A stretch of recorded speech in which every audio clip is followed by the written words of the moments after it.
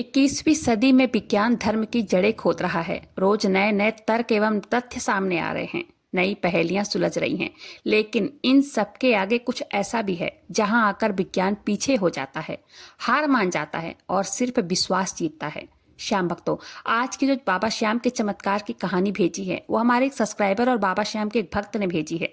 इनकी सत्य घटना आज की महिलाओं को इतनी हिम्मत देगी कि जीवन में किसी भी प्रकार की कैसी भी परेशानी क्यों ना आ जाए, कितना भी बड़ा संकट क्यों ना आ जाए, ईश्वर की भक्ति से आपको किसी भी परेशानी से लड़ने की एक अलग ही ऊर्जा आपके अंदर आ जाती है।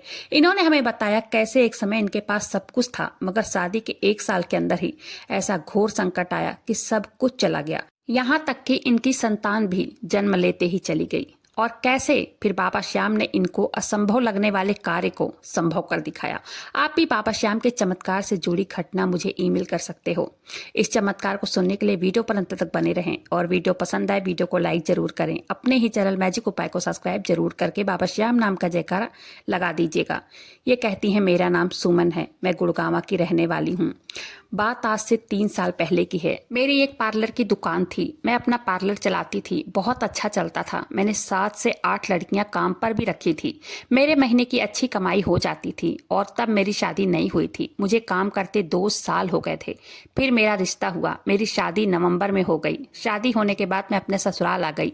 मैंने किसी भरोसेमंद लड़की को वहां की जिम्मेदारी दी जो वहां पे काम करती थी। उससे मैंने कहा, ध्यान रखना, मैं वहां से शिफ्ट भी नहीं कर पा रही थी। मैं सोच रही थी, मेरी दुकान मेन मार्केट में थी, वहां कस्टमर बंधे हुए थे, सबसे मेरी जान पहचान अच्छी थी। 2 साल में मैंने एकदम सेट कर लिया था दुकान को। अगर मैं अपने ससुराल के आसपास दुकान शिफ्ट करती तो पहले मुझे 2 साल 3 साल अच्छे से मेहनत करनी पड़ती। इसलिए मैंने उसके ऊपर सौंप दिया और मैं उससे रोज का हिसाब लेती। उसकी तनख्वाह मैंने सभी वर्करों से 2 गुना कर दिया था, क्योंकि वो मेरे साथ 2 साल से काम कर रही थी। मुझे उसके ऊपर पूरा भरोसा था, लेकिन मुझे क्या पता कि वो मेरे साथ धोखा करेगी। मेरा बिजनेस दिन पर दिन लॉस होता गया। जितना मैं हर महीने कमाती वो उसका आधा भी मेरे पास नहीं भेजती। मैं ससुराल से जा भी नहीं सकती थी। सास कहती, या तो घर संभाल लो या पार्लर जाके देख लो। परेशानी थी, दिन पर दिन मेरी दुकान बैठती जा रही थी। यहाँ तक कि वहाँ के स्टाफ को सैलरी देने के लिए भी, उसमें सामान भरवाने के लिए भी मुझे कर्ज लेना पड़ा, जिसके लिए मेरे पति मना भी कर रहे थे, लेकिन मैंने उनकी भी नहीं सुनी। वो कह रहे थे, दुकान छोड़ दो, अब वहाँ कुछ भी नहीं है, क्यों पड़ी हो दुकान के पीछे। लेकिन मैं बहुत ही उम्मीदों के साथ एक एक पाई जोड़कर मैंने वो दुकान खोली थी। मैं उसको छोड़ना नहीं चाहती थी। मेरा सपना बिखर रहा था। मैं छोड़ भी देती अगर मेरे पति अच्छा पैसा कमाते, लेकिन वो भी किसी कंपनी में काम करते थे। 30,000 की सैलरी माँ के हाथों में लाकर रख देते। एक एक चीजों के लिए मुझे सास के सामने हाथ फैलाना पड़ता। मैं अपना चलता काम नहीं छोड़ना चाहती थी। मैंने कर्ज लेकर सामान भरवाया, स्टाफ को सैलरी देती। मेरे ऊपर कर्ज बढ़ता जा रहा था। ऐसे मैंने 3-4 महीने बिताए जैसे तैसे करके। फिर मैं उसी बीच प्रेग्नेंट हो गई, पर मेरी दुकान फिर भी ठीक से नहीं संभली। इसी वजह से मैं स्ट्रेस में रहने लगी। नई शादी हुई थी, नया घर, ऊपर से प्रेगनेंसी, कर्ज, समझ में नहीं आ रहा था कि क्या करूं। 1 महीने के बाद मेरी दुकान बंद हो गई। ना रेंट था देने के लिए, ना ही सैलरी निकल पा रही थी। उधार भी ले चुकी थी और कहीं से हेल्प भी नहीं मिल रही थी। जिसके ऊपर इतना विश्वास था कि वो मेरे काम को अच्छे से संभालेगी, उससे मेरी बहस हो गई और प्रेगनेंसी की वजह से मुझे अपनी दुकान बंद करनी पड़ी। फिर दुकान बंद होने की वजह से मुझे फाइनेंशियली भी बहुत लॉस हुआ। मेरे सारे सपने टूट गए, क्योंकि जॉब करके एक एक रुपए इकट्ठा करके मैंने वो दुकान ओपन किया था। मेरा सपना था कि आगे अपने काम को बढ़ाऊंगी, लेकिन सारी प्रॉब्लम एक साथ आ गई। कर्ज चढ़ गया, सबके फोन आने लग गए थे कि पैसे वापस कब करोगी। मुझे टेंशन होने लगी। सबसे मैंने कह तो दिया था जॉब ज्वाइन करूंगी, धीरे धीरे सबके पैसे लौटा दूंगी। मेरे पति भी क्या करते, इतनी उनकी इनकम भी नहीं थी। सास ससुर सबका खर्च उनकी सैलरी से ही चलता था। वो अपने माता पिता के एक बेटे ही हैं, एक बेटी है जो उनकी शादी कर दिया है उन्होंने।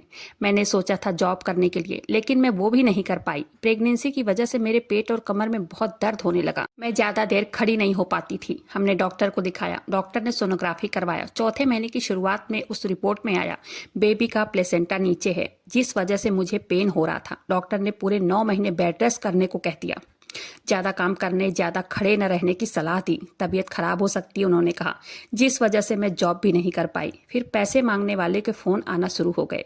पैसे कब दोगी? मैंने उन्हें बताया मेरी तबीयत ठीक नहीं है, इसलिए मैं भी जॉब नहीं कर पा रही हूँ, आप कुछ महीने रुक जाइए। जैसे ही मेरी डिलीवरी हो जाएगी मैं जॉब ज्वाइन कर लूंगी और सभी के पैसे लौटा दूंगी। सबको टाइम देने के बाद यही वेट कर रही थी, बस भगवान मेरी तबीयत ठीक रखे, मेरी डिलीवरी ठीक से हो जाए, सब कुछ ठीक हो जाए, पहले की तरह मैं सेटल हो जाऊं, जो भी मैंने सोचा था अपनी लाइफ के लिए वो सब करूं। उसके बाद मैं 9 महीने मेरी तबीयत को लेकर बहुत परेशान रहती, क्योंकि बहुत दर्द रहता, घर का काम भी नहीं देख पाती थी, जिसकी वजह से मेरी सास मुझसे ठीक से बात नहीं करती। ऊपर से तभी मेरे हस्बैंड की जॉब भी छूट गई, जिससे घर का माहौल और बिगड़ गया। मुझे बहुत स्ट्रेस होने लगा, घर के काम को लेकर घर में लड़ाई झगड़े होने लगे। ऊपर से मेरा खर्चा भी नहीं निकल पाता था, मुझे बहुत टेंशन रहती। अपने मायके वालों से भी पैसे नहीं मांग सकती थी, क्योंकि 2 भाई थे, अपना परिवार लेकर दोनों अलग हो चुके थे। मेरे माता पिता खुद भी एक एक रुपए के लिए मोहताज थे। मेरी शॉप चलती थी तब मैं ही दे देती थी उनको पैसा, अब तो उनका कोई सहारा नहीं था। महीने में भाई 1-2 हजार रुपए दे देते थे, उसी से उनका गुजारा चल रहा था। मैं हमेशा सोचती जल्दी से 9 महीने पूरे हो जाए, मेरी डिलीवरी हो जाए, मैं ठीक हो जाऊं, जॉब कर सकूं, ताकि अपना काम और घर का काम खुद देख सकूं, जॉब करके कर्ज भी उतार दूं। पर वहां मेरे साथ ठीक नहीं हुआ। 9 महीने पूरे होने के बाद जब डिलीवरी हुई उसमें थोड़ा देर हो गई। बेबी पेट में पॉटी कर दिया था और मेरा ऑपरेशन करके डिलीवरी हुई। मुझे लड़का हुआ। आगे ये बहन कहती हैं उसे काफ़ी इन्फेक्शन हो गया था। मैं ऑपरेशन की हालत में भगवान से यही प्रार्थना कर रही थी, बेबी ठीक हो जाए। मैंने तो उसे देखा तक नहीं था। ऑपरेशन के बाद उसे दूसरे हॉस्पिटल में एडमिट करा दिया था। मैं इंतजार करती रही वो ठीक होकर वापस आ जाए, मगर दुर्भाग्यवश 2 दिन बाद ही वो नहीं रहा। मैं दूसरे हॉस्पिटल में थी, मुझे कुछ नहीं पता था इसके बारे में, क्योंकि मेरा ऑपरेशन हुआ था, मेरी तबीयत भी ठीक नहीं थी। घर वालों ने यही कहा वो अभी एडमिट है। मुझे बेबी के बारे में 1 हफ्ते बाद पता चला। जब मैं घर आई किसी से पता चला, मैं बहुत रोई। मेरा भगवान पर से भरोसा उठ गया, क्योंकि एक के बाद एक और लास्ट में यही वेट कर रही थी डिलीवरी सही से हो जाए, मगर सब कुछ उल्टा हो गया। अब मैं और डिप्रेशन में चली गई। हर समय मन में कुछ न कुछ बातें घूमती रहती और अचानक 2 महीने के बाद मुझे फिर से पेट में दर्द हुआ। हॉस्पिटल में एडमिट होने के बाद मुझे पता चला कि मेरे लीवर में सूजन है। 3 दिन बाद डिस्चार्ज मिला। मैं घर आई, डॉक्टर ने कहा लिक्विड डाइट ही लेनी है। मेरा पेट नहीं भरता था लिक्विड से। फिर 15 दिन के बाद मैंने रोटी खानी शुरू कर दी और फिर मेरी तबीयत खराब होने लग गई। ये कहती हैं फिर से एडमिट हुई, फिर से टेस्ट हुए, रिपोर्ट में आया मुझे थायराइड की प्रॉब्लम हो गई है, जिसका ट्रीटमेंट करवाना ही होगा। फिर वो ट्रीटमेंट चला और दवाइयां भी खा रही थी। ऐसा लग रहा था कुछ भी ठीक नहीं हो रहा है। तबीयत भी खराब रहती, दवाइयां भी खानी पड़ती, जॉब भी नहीं लग रही थी, कर्ज भी वापस करना था। फिर से सबके फोन आने शुरू हो गए थे। मेरी नींद उड़ गई थी। ये सब शादी से लेकर 1 साल के अंदर हुआ मेरे साथ। यही सोच रही थी कि कौन सा भगवान है जो मेरी सुनेगा और सब ठीक करेगा। फिर ये कहती हैं 2 महीने के बाद घर पर बैठे बैठे नेट पर कुछ सर्च कर रही थी अपने स्ट्रेस और प्रॉब्लम को लेकर। मुझे बाबा श्याम के चमत्कार की वीडियो दिखी। मैंने वो वीडियो देखी, मुझे बहुत अच्छा लगा। मुझे वो वीडियो इतनी अच्छी लगने लगी कि मैं रोज देखने लगी, बाबा श्याम के चमत्कार सुनने लगी। मेरे मन में भी उम्मीदें जगने लगी। मैं एक बार अपने पति से कहने लगी चलो खाटू धाम चलते हैं। उन्होंने कहा ठीक है, तुम्हारा भी मन थोड़ा हल्का हो जाएगा, थोड़ा घूमोगी तो मन भी फ्रेश हो जाएगा। करीब 15 दिन के बाद हम चले गए खाटू धाम। वहां बहुत भीड़ थी, हम लाइन में लगे हुए थे। कहती हैं लाइन में ही मैंने प्रभु के सामने दोनों हाथ जोड़े और मन ही मन प्रार्थना करने लगी। मैंने उनसे कहा बाबा मैं आपके दर पर पहली बार आई हूँ, एकदम परेशान और खाली हाथ आई हूँ। समझ में नहीं आ रहा है कि क्या मांगूं क्या नहीं। इतना कुछ छिन गया है और जो है वो भी ठीक से चल नहीं रहा है। मेरी दुकान बंद हो गई, कर्ज हो गया, डिलीवरी खराब हो गई, बेबी नहीं रहा, ससुराल में लड़ाई झगड़ा रहता है, हस्बैंड की जॉब नहीं लगती है तो छूट जाती है, पता नहीं और क्या देखना बाकी है। शादी के पहले जैसा सोचा था उसके विपरीत हो रहा है। बाबा इन सब की वजह से मैं खुश नहीं रह पा रही हूँ और जॉब भी नहीं लग रही है और ना ही तबीयत ठीक रहती है। थायराइड की वजह से और आगे बेबी करने में प्रॉब्लम भी होगी, डॉक्टर कह रहे हैं। ये कहती हैं मैंने बाबा से कहा बाबा मैं बहुत स्ट्रेस से गुजर रही हूँ, आप ही बताओ प्रभु क्या करूँ, सब कुछ ऐसा चल रहा है। ऐसा कोई चमत्कार कर दीजिए जो कुछ भी मेरी लाइफ से छीना है वो सब मुझे वापस मिल जाए, जो तकलीफ है वो दूर हो जाए, मेरी खाली झोली भर जाए, बस धीरे धीरे सब ठीक कर दो प्रभु। इतना कर दो, हौसला दोबारा से मिल जाए, मेरी मदद करो, मेरी जॉब लग जाए और इतनी सैलरी हो जाए कि मैं कर्ज उतार सकूं। कर्जदार मुझे परेशान कर रहे हैं, थोड़े थोड़े पैसे वापस लेने के लिए मान जाए वो। मेरी तबीयत ठीक रहे, मेरे हस्बैंड भी मेरे साथ यहाँ आए हैं, उनकी भी जॉब लग जाए। जो भी प्रॉब्लम है हमारे साथ उन्हें दूर करो और अपना आशीर्वाद दो कि सब कुछ ठीक हो जाए। ये कहती हैं, ये सब मैंने बाबा श्याम से बोलकर प्रसाद चढ़ाया और दर्शन किया। वहां से मैं अपने घर आई और घर आकर मैंने अपने पति से कहा, मेरी जॉब जब लग जाएगी तो हम फिर से खाटू धाम चलेंगे, क्योंकि मैं वहां बाबा से बोल कर आई हूँ जब मेरी जॉब लग जाएगी हम फिर से खाटू धाम आएंगे। मेरे हस्बैंड ने कहा ठीक है। खाटू से आने के 1 महीने बाद ही मेरी जॉब लग गई।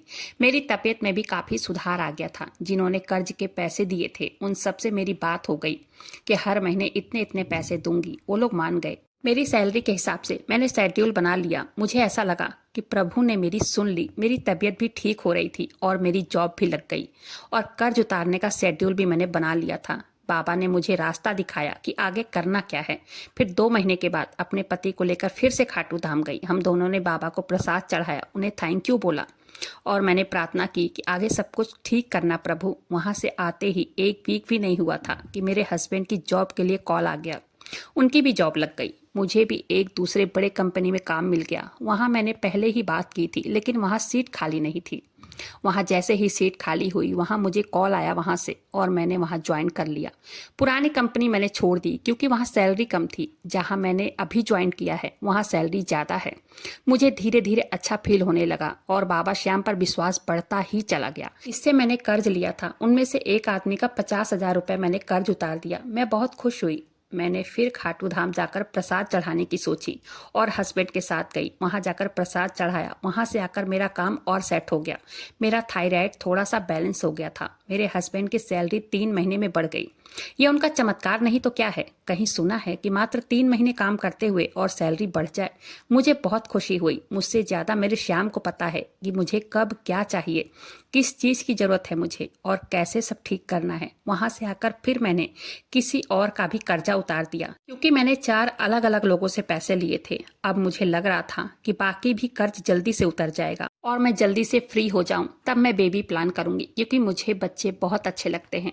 तभी मेरे ऑफिस के ओनर को कुछ प्रॉब्लम आ गई, जिसकी वजह से वो ऑफिस को सेल आउट या बंद करना चाहते थे। मुझे बहुत टेंशन हो रही थी कि ऑफिस बंद हो गया तो मैं क्या करूंगी, कहाँ से बाकियों का कर्जा चुकाऊंगी। बड़ी मुश्किल से सब सेट हो ही रहा था कि फिर से ये तकलीफ आ गई। फिर बिना समय गवाए मैं अपने बाबा श्याम के दरबार में भागती हुई पहुंची। मन्नत मांगी कि हे बाबा श्याम, जब से मैं परेशान होकर आपके पास आई हूं तब से इन 6 महीनों में आपने मेरी बहुत मदद की है। अब प्लीज कुछ गलत मत होने दीजिएगा मेरे साथ। आपको भाई मानने लगी हूँ। रक्षाबंधन आ रहा है, मैं आपको राखी बांधने आऊंगी। अब से आप ही मेरे भाई हो। अब मेरी हेल्प करो। एक भाई की तरह हमेशा मेरा साथ देना। मेरी जॉब बचा लो बाबा। ऑफिस बंद मत होने देना प्लीज बाबा। मेरा जन्मदिन आ रहा है, मुझे आपसे यही तोहफा चाहिए। ऐसा बोलकर मैं वहां से बाबा श्याम की फोटो भी लाई, अपने घर में स्थापना किया। रोज उनकी पूजा करने लगी और रोज उनका नाम जप करने लगी। दीदी, वो ऑफिस बिक तो गया, लेकिन दूसरे मालिक ने हमें काम से नहीं निकाला। वो बहुत भले व्यक्ति हैं। फिर मैंने जिससे जिससे उधार लिए थे उन सबका कर्ज मैंने उतार दिया। 2 साल से मैं उनके दरबार में जाती हूँ। इन 2 सालों में उन्होंने मेरी बहुत हेल्प की है। हर कदम पर उन्होंने मेरा सपोर्ट किया है। मेरी जॉब जहाँ लगी है मैं वहीं काम कर रही हूँ। 1.5 साल हो गए मुझे वहाँ काम करते। मेरे पति भी जहाँ जॉब पर लगे थे वहीं वो भी कर रहे हैं। बाबा श्याम ने मेरे साथ बहुत सारे चमत्कार किए हैं। ये बहन कहती हैं, मुझे पूरा विश्वास है कि बाबा श्याम की कृपा से जल्द ही मैं भी बच्चे को खिलाऊंगी अपनी गोद में। श्याम भक्तों, बाबा श्याम के दरबार में देर है लेकिन अंधेर नहीं है। उनके ऊपर अगर सब कुछ सौंप दिया जाए वो रंग से राजा बना देते हैं। बाबा श्याम की लीला ही न्यारी है। अगर आप भी बाबा श्याम को दिल से मानते हो, उनके चमत्कार की कहानियां सुनना पसंद हो, पूरे श्रद्धा से बाबा श्याम का जयकारा जरूर से लगा दीजिएगा। और वीडियो पसंद आए वीडियो को लाइक कीजिएगा। अपने ही चैनल मैजिक उपाय को सब्सक्राइब जरूर से कर दीजिएगा।